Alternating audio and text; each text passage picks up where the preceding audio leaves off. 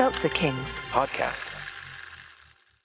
So, you just started using LinkedIn Premium. Now what?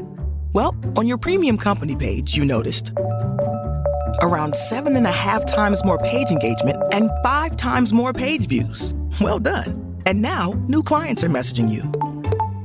All because you're using LinkedIn Premium, which helps you get the business growth you want. Think big, small business. Think big. Start your free trial at linkedin.com/premium small business. That's linkedin.com/premium small business. Oh, Gavin, I think you'll be fine if the deportation squads come. You're the epitome of white people. The following podcast contains... You can't say goddamn on the air. Don't worry, nobody's listening anyway. explicit language.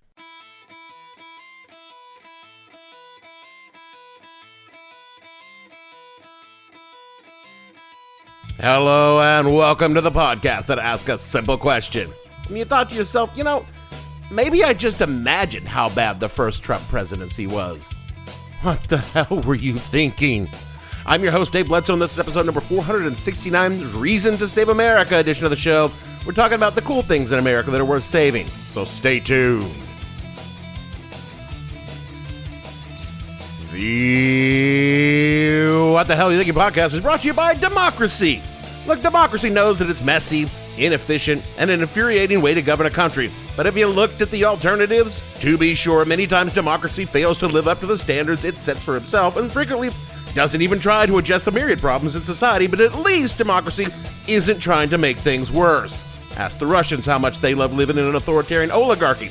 They won't tell you they're not allowed. Check in with the Iranians on how life in a theocracy is going. And if you think things are great in communist China, I'm sure the Uyghurs would have some insights if they weren't in concentration camps. Democracy, yeah, it sucks, but still, it's the best option. And here we go. This is a Fox News election alert. Pennsylvania goes to Donald Trump. Donald Trump is the president of the United States.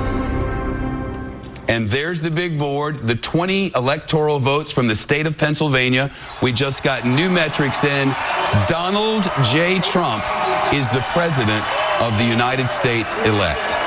He won't be inaugurated until January, but the word has just reached the New York Hilton. Donald J. Trump, the son of a Queens millionaire, defied all conventional wisdom and all expectations. We've made too many compromises already, too many retreats. They invade our space, and we fall back. They assimilate entire worlds, and we fall back. Not again. The line must be drawn here. This far, no farther. The reason this podcast exists comes down to one thing. Your massive ego. Okay, two things. It began in April of 2015 when I was watching the primary election season kick off, and I thought, well, I've got opinions, and the rest, as they say, is a horrible disappointment. Well, I was going to go with history, but sure, whatever. If you were to go back to the earliest episodes in this podcast feed, you would first be horrified by how bad they are, and you would also find stories about the inevitability of Hillary Clinton's ascendance to the Democratic nomination, the massive number of GOP candidates, and then something terrible happened. When Mexico sends its people, they're not sending their best. They're not sending you. They're not sending you. They're sending people that have lots of problems. And they're bringing those problems with us. They're bringing drugs, they're bringing crime, they're rapists, and some, I assume, are good people. And at first, I and the rest of the nation found this tremendously entertaining. I mean, this was a stunt. It was a joke. He was doing it to get attention or to make some money. Everyone said that he had no intention of seriously running for president. And I'm not so sure that they were wrong.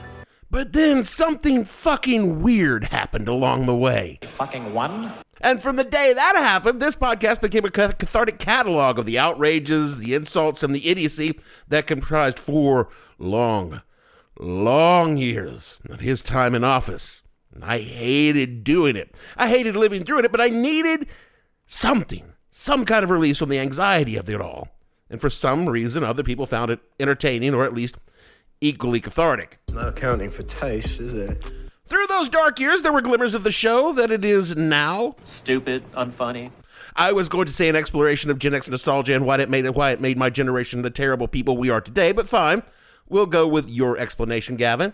And when it was clear that he had lost in 2020, I was finally able to pivot off the outrage of the week into the highly researched, nuanced explorations of the important things I'd always wanted to talk about, like Colonel Sanders and Christmas in Japan, and why people said Richard Gere put a gerbil in his butt.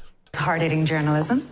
I like doing the show these days. I have fun doing the show these days, and I think you, the listeners, would much rather hear about Pop Rocks and Mr. T than about politics, although my politics are pretty clearly on display. Yes, we had noticed that. No one wants to go back to the bad old days of Trump. No one more than me. Not counting trans people, women, minorities, and immigrants. They probably fear it a bit more than I do as a middle-aged white guy. And to avoid that, we're going to need your help. And I've never asked you for anything. Except money.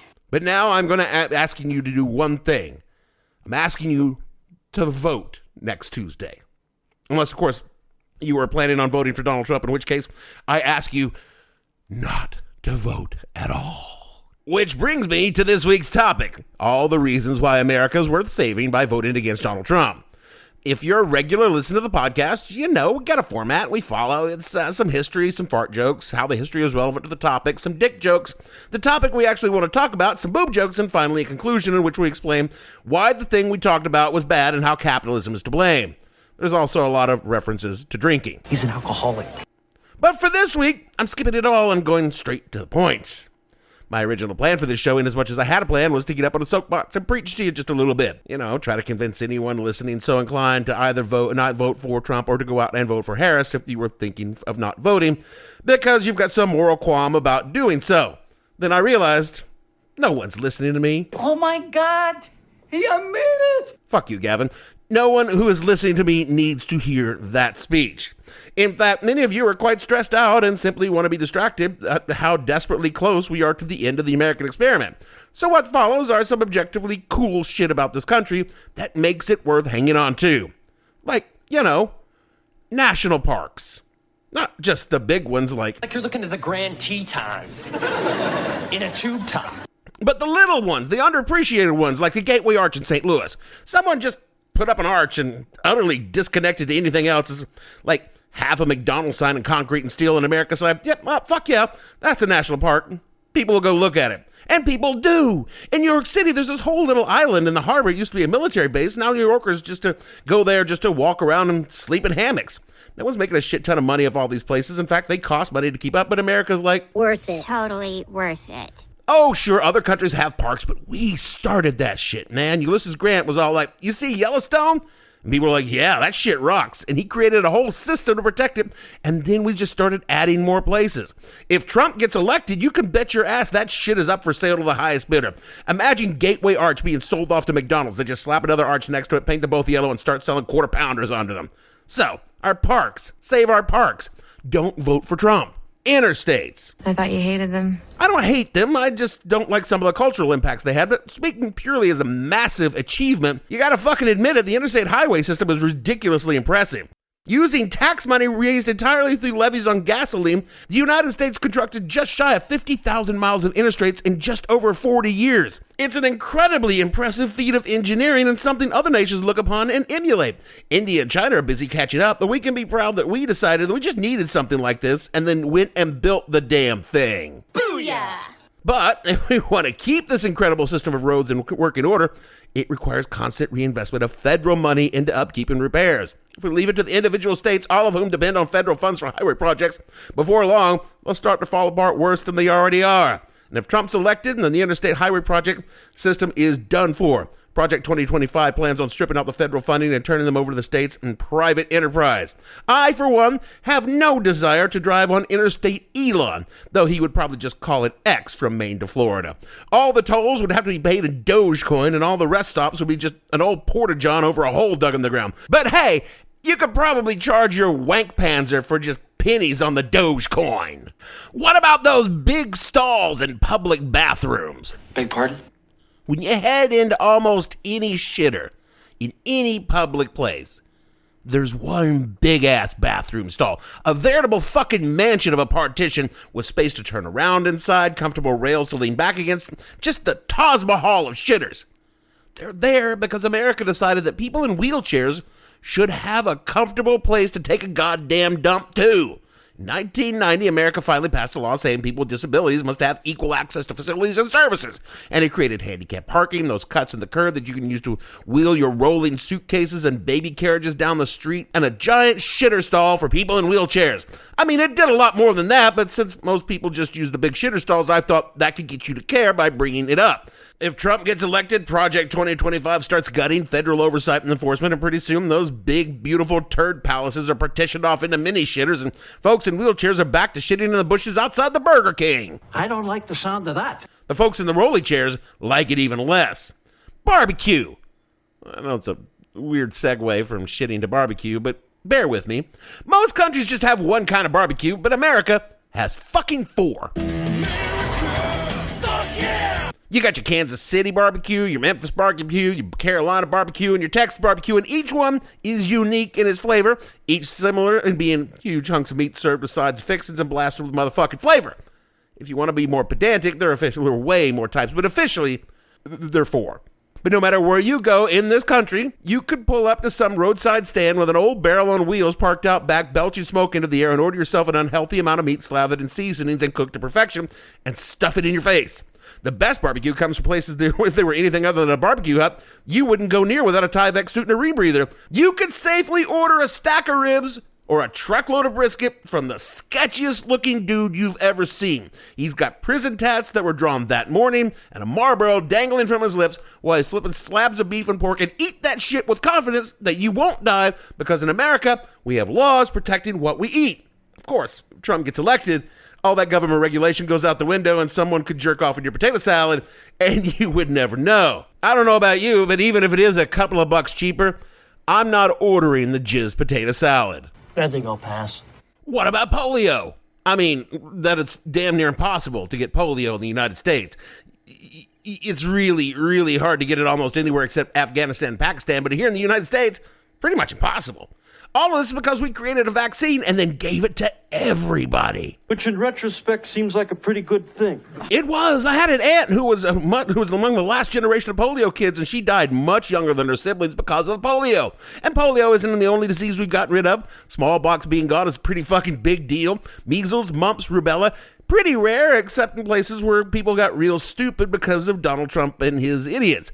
And now he's got a guy with a little brain worm who thinks vaccines are bad for you and he wants to put that guy in charge of public health if he wins. Okay, that sounds bad. I don't think Americans are quite understanding the whole get polio and die or spend the rest of your life in an iron lung thing, because again, it's damn near impossible to get polio here, and it has been for decades, because we think giving vaccines for deadly diseases is a good thing, until we elect a guy who doesn't give a shit and puts a lunatic in charge of administering vaccines. Speaking of dying, let's hear it for our healthcare. Are you sure you want to do that one?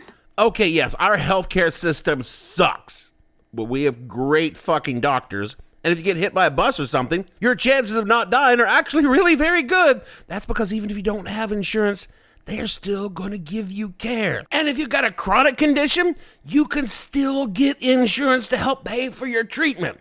And if you're broke, you can get medical care because we have Medicaid. Our system is nothing to brag about, but it could be so much worse, and it will be if, you vote for the guy that wants to destroy the shitty thing that we have and replace it with nothing fucking at all. Look, I know this is all a bit much, coming from a guy who spent the past decade making shows about how Spuds MacKenzie was a symbol of American decay and decadence, and a guy who literally shredded a goofy movie about guys capturing ghosts in New York City as a libertarian manifesto. To some of you out there, I might sound like, I hate America! Because I point out the things wrong with the country. But I don't hate America. I'm frequently disappointed in America, but I love my country and I love many of the people in it. And I like less than half of you half as well as you deserve. I loved America enough that I volunteered to die for it if necessary. Turns out I didn't, and I'm pretty happy about that. And I believe that even with all the flaws, America is a pretty fucking great place to live. I mean, it's not Finland, which is the happiest country in the world. Not entirely sure why that is. Maybe it has something to do with smoked fish, but I'm digressing. I'm very much committed to continuing the American experiment with our journey toward being the nation that I believe it can be if we just keep working on it. But if this nation chooses to bring back a man who's openly stated he would be a dictator on day one, who openly stated what's really needed is for the police to just go wild on the citizens for a day to beat the shit out of us so that we'll obey, a man who's openly stated that he would use the military against the civilian population, that's you and me, pod friends.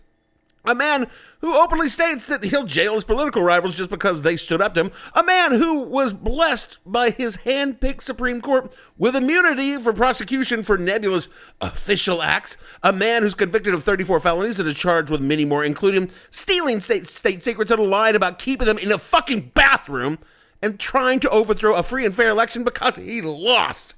A man who a jury found raped a woman in a dressing room. A man who oversaw the deaths of 1 million Americans from a pandemic while suggesting that, if they just inject bleach in their arms and put sunshine up their assholes, they might get better. A man who blatantly is slipping it into senility, and his people know it, and they love it because they will use an increasing dimension to usurp power and institute a fascist agenda on this nation. If this nation freely chooses to send this man back to the White House, well, we are so fucked.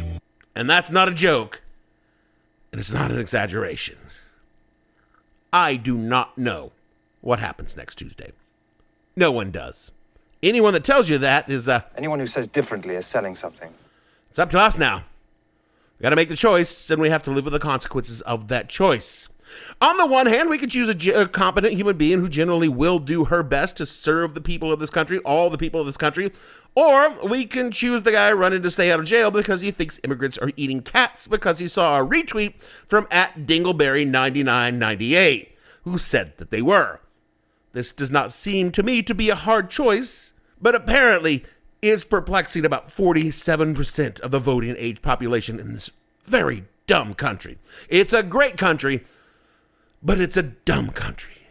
So I urge you, here, with just a few fucking days left to go before the election, in this podcast that very few people will hear, to look deep in your heart. And if you're pondering at all of either voting for Donald Trump or sitting out the vote altogether, even if you live in a state where your vote doesn't fucking matter. If I were in Tennessee where I would be fucking wildly outvoted by all the people like my beloved parents who are voting for Trump no matter what, even though when I pressed them just a few months ago about the whole trying to overthrow the government thing, they're like, well, that was bad, but we're against abortion. If you are in your heart thinking of voting for this man, or if you are not going to vote for Harris because of how you feel about the situation in Gaza, which I would just very briefly point out to you, how the fuck do you think that Donald Trump will be better for Gazans than Harris? If you aren't having any qualms at all about this election and are just on the fence in any way, shape, form, or fashion, whether you're going to vote for him or not vote for him, whether you're going to stay home, just get over your goddamn self, all right? Because this is it. It's fucked up. There's a lot of things bad, but there's a lot of people in it that need your help. I don't need your help. I'm a white guy. I'm going to be fine no matter what. I'm a white guy in New York City. I'm going to be greased like a fucking pig in a chute no matter who wins. But there are a lot of people out there who desperately need you to be a better person. And the better person is voting for Kamala Harris. And that's what you got to do. This episode is brought to you by Greenlight. Get this. Adults with financial literacy skills have 82% more wealth than those who don't. From swimming lessons to piano classes, us parents invest in so many things to enrich our kids' lives. But are we investing in their future financial success? With Greenlight, you can teach your kids financial literacy skills like earning, saving, and investing. And this investment costs less than that after-school treat. Start prioritizing their financial education and future today with a risk-free trial at greenlight.com/Spotify. Greenlight.com/Spotify. This episode is brought to you by MeUndies.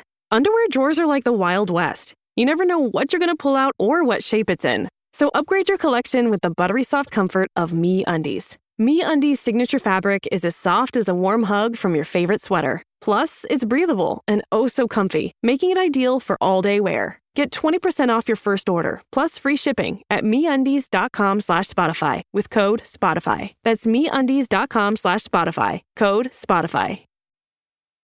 That is it for the show this week, and I know I didn't really say anything. I wish there was something I could say to make it all better. And back when I was doing the politics show, I could close with something hopeful and upbeat like John Oliver. So what can we do about this now? Actually, you didn't. Okay, I didn't then either, but I should have. I probably should have just run a rerun show this week, but I felt like I ought to say something. So here's my last word on the election. You know what you got to do? Go do it. No matter what happens, the show will not go back to the old show regardless of who wins. I just don't have that angry energy anymore. I want to talk about shit that happened 40 years ago, and that's what we'll do next week when we come back after. I mean, shit, we probably won't know who won by then either, but none of that really matters because there's no set timeline. You could be listening to this at 3453 in some sort of weird cube structure that is contained all the podcasts that were ever recorded in human history. I don't know. It's just a fantasy I have that I would be included in that. So, do all the things that I normally tell you to do, and then we'll come back next week and have fun. And so for me, Dave, give me one reason to stay here. Bledsoe, producer. I can always return home to England. Gavin, and all the fictional people who want to save America on the show, we want to say, if you're thinking about voting for him, there's still time to change your mind, and you should. And we'll see you all next week. What the Hell Were You Thinking stars Dave Bledsoe and features Gavin St. James and several fictional minions. The show is produced by Kimberly Steele and a part of the Seltzer Kings podcast network. You can find more information on the show on their website, whatthehellpodcast.com, or on Twitter at @thehell_podcast, or on Facebook as What the Hell Podcast. Thanks for listening. I have no ending for this, so I take a small bow. Later, we'll do something about the nuclear war. Seltzer Kings Podcasts.